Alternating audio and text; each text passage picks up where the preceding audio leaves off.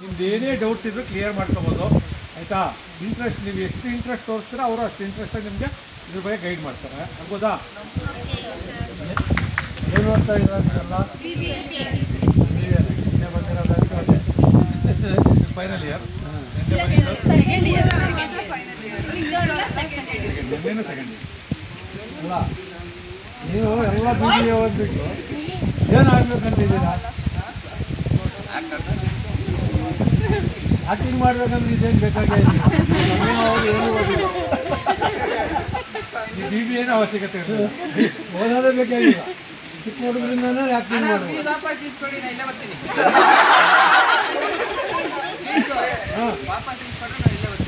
ಯಾವ ಫೀಸು?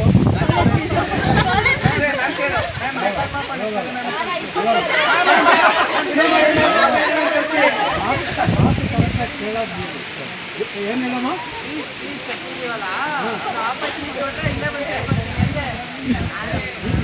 ಕಟ್ಟಲ್ದೆ ಯಾರು ಹೇಳ್ಬೇಕು ನಿಮಗೆ?